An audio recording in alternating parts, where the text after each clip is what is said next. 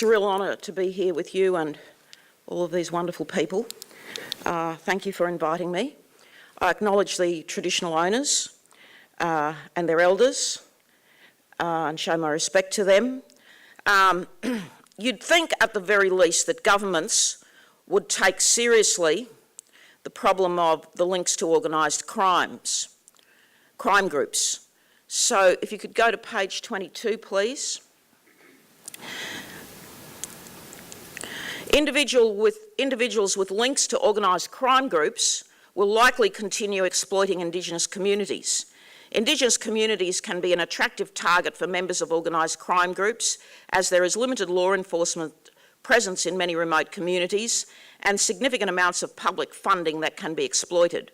While organised crime groups rarely operate directly in Indigenous communities, Indigenous and non-Indigenous individuals linked to these groups have been identified in drug trafficking and financial criminal activities in regional and remote communities.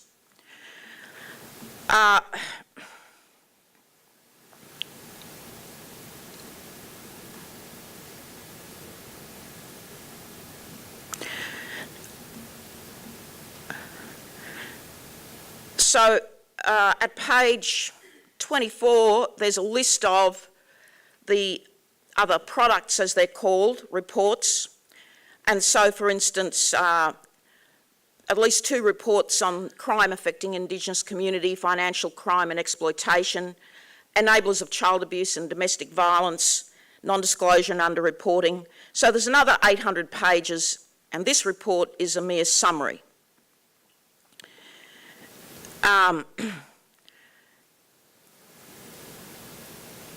I'll just give you an idea of the work that went into this.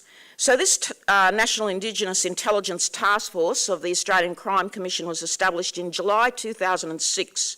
That is the year before the Northern Territory intervention. And they've been, reporting regularly to the federal government. It was an outcome of the Intergovernmental Summit on Violence and Child Abuse in Indigenous Communities, and its aim was to build a national picture of the nature and extent of violence and child abuse in Australia's remote, regional and urban Indigenous communities.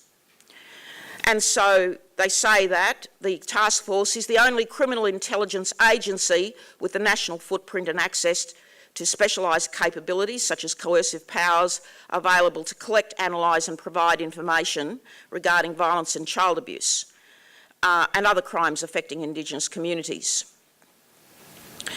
The task force visited Indigenous communities in every jurisdiction. It collected an extensive range of information through semi-structured interviews, formal requests for information and the use of the Australian Crime Commission's coercive powers. This information was analysed and provided to a range of stakeholders through intelligence reports and other outputs. They visited 145 Indigenous communities, 58 regional towns. They held 2,000 stakeholder meetings, 350 examinations under coercive powers. They issued 476 notices, disseminated 58 analytical products and 773 tactical products. Now,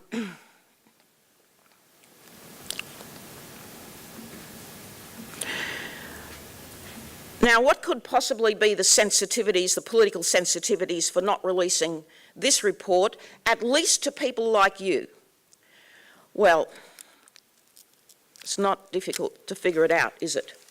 So people who talk about these issues and work in the areas such as, child protection and community services to provide services to the victims, the perpetrators, the families, are often accused of saying, as I have been, that all men are abusers, all men are perpetrators. And I have to keep saying, that's not what I'm saying. And while you say that to me, you are covering up for the perpetrators. And, they don't get it. They don't see that they're putting themselves into the same category as the perpetrators. They don't see that they're defending the perpetrators by attacking me, for instance, and I'm sure many of you have been attacked in this way as well. And there are different kinds of groups that make these attacks. So, for instance, people who attack me purport to be human rights advocates. And in fact, some of them are paid very big salaries to be human rights advocates. And at this very time, some of those paid human rights advocates are saying that these issues should not be raised in public and these issues should not be on the political agenda, because they want to present a picture of our human rights in a certain way, in a way that excludes the rights of women and children, the rights of victims, be they women, children, young men and women, or even men. Men too are the victims of violence. And by excluding all of this from this picture of human rights, they are in effect saying that the victims of violence don't have any human rights under their approach to human rights. Another group of people who deny this kind of information and who've been very effective in keeping this report classified are those who work in the Indigenous sector, the so-called community control sector, and who know very well, see this every day. They know very well the extent of the problem, but deny that this is happening because, and there's a range of reasons. One, for instance, is they want to keep the trust of their clients. What does that mean? Well, you know, I've actually sat down with doctors and asked them, what does this mean? Somebody explain to me what this means. And this is what some doctors have said to me. If say an Aboriginal medical service reports child abuse, then the perpetrators and their families will not use the service, and a much larger number of people than the sole victim will not obtain access to the health care that they need. Now, the reason why there are various forms of reporting and indeed increasingly across Australian jurisdictions, a legal compulsion for these matters to be reported by teachers and so on, is because this is well understood. This is well understood as a problem, and so the excuse used by Aboriginal medical services has been overridden by laws that make it compulsory to report these matters. There may be problems in keeping the confidentiality, but I don't think that lies in the legal mechanisms. I think it lies in the fact that Aboriginal medical services are unable to keep confidentiality. That's my observation. And so therefore we have a problem. Say, for instance, I travel around Australia a lot. I do a lot of research. I work in a lot of communities, remote, regional, urban. And about 2 years ago, after a lot of travel and a lot of talking to people, I thought, okay, nobody's talking about it in public. I'm going to say something. It has to be said. So I started talking about the ice epidemic, doing interviews on it and writing to people and talking to other Aboriginal leaders and asking them to help me get the ice epidemic, some attention in political circles. For those of you who don't know what ice is an illegal street drug that consists of methamphetamines and other additives. It's a highly dangerous drug. It's extremely addictive, and once the addict is, at a certain level of intake of this drug, you've seen pictures in the advertising of the sores on their faces, their teeth rotting, and the extreme violence and strength of these people. For instance, has being increasingly reported now that they're attacking ambulance drivers and health personnel in emergency departments, and these personnel are calling for extra security for when ice addicts are brought in. So, just to give you an idea of how it works, there are there was a big bust in Victoria. One of the ice dealers was in fact a young woman who herself was an addict. She's just been jailed for 7.5 years with a minimum of 4.5 without parole. She had a wide distribution network across northern Victoria, but she's unusual because mostly the distribution networks are controlled by the bikie gangs.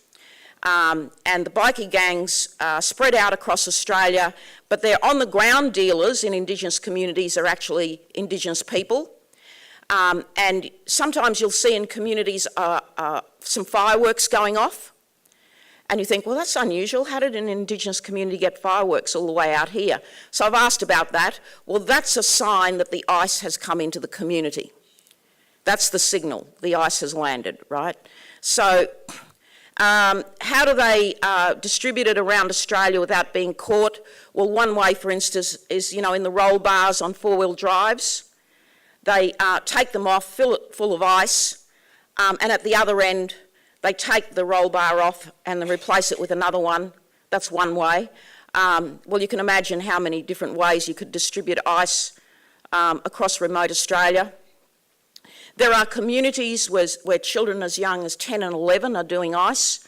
So I raised this matter, and I was viciously attacked, mostly by people working in the Aboriginal community control sector, who accused me of being hysterical, lying, in the same way that we were accused back in 2007 of lying about particular pedophiles who were roaming throughout the Central Desert and using petrol to entice young girls into sex, getting young girls into petrol sniffing in exchange for sex. So quite a number of senior women in some Central Desert and Western Desert communities were reporting on this. The police tried to intervene, and then everybody involved, including the journalists, myself, the women community leaders, were accused of lying. So this pattern of denying these problems has a purpose, and the purpose is to defend the patch of people in the community control sector for jobs, for the privileges of working in those sectors. But, the problem that needs to be raised here is the rule of law. They regard themselves as above the rule of law, and the authorities say, political sensitivities, so we won't apply the law here as we do to every other Australian. And so our victims are left outside of the rule of law and therefore left without justice, and indeed left without the services of a system that was designed to support them. So that's a system of enabling pedophiles and drug dealers. And unfortunately, many of our community leaders are involved in it. They don't see the logic that I'm spelling out here, and they don't understand what they're involved in. Of course, not long after I started putting this information about the ice epidemic on the front pages of The Australian, going to the ministers, everybody else came out, and a National Indigenous Task Force on Ice was established. It's issued its recommendations. They're mostly preventative, but I noticed that the police, the federal police and the state police forces and special drug units are doing a terrific job of stopping ice. There have been a lot of busts. There was a $1 billion bust over in Western Australia recently, Chinese importers bringing it in imported products, and the street value of that bust was about $1 billion. Many of the NGOs and special agencies that are designed to assist in the preventative measures say that the ICE Task Force recommendations are wrong. And what I've noticed is, and this is my interpretation, I'd love to know what you think of this. What I'm thinking is that Again, we have a system of unconscious enabling of violent offenders, sexual offenders and drug dealers. Because I've just had a Twitter argument with one of these, leaders of an NGO who's telling me that the government response to the ICE Task Force recommendations is wrong because the services should not be required to stigmatise the users of drugs. Well, by telling people not to use drugs, how is that stigmatising them? You see, there's the first assumption. If I say to my kids, if you use drugs, I'll break your arms and legs, am I stigmatising my kids by saying that? No, that's, I'm only joking, of course, I never would. But I did walk my daughter to school every day because of the drug dealers in Darwin. And that was, 20 years ago. And there were needles lying on the ground outside the school fence. So if you are a responsible parent, are you stigmatising your children by being firm about not using drugs and so on? No. So why do these chaps say this? Well, because again, it's this, client service argument. They say, if we're seen in any way to be stigmatising these clients, they won't come in. So what? We only do completely useless preventative measures because we might stigmatise them and they mightn't come in and hand in their needles or go into a rehab unit.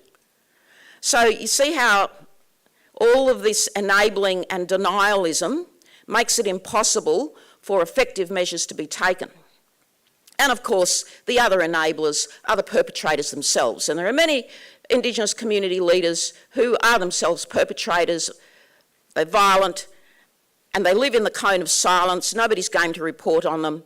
They've threatened me. So, bring it on, is my view. And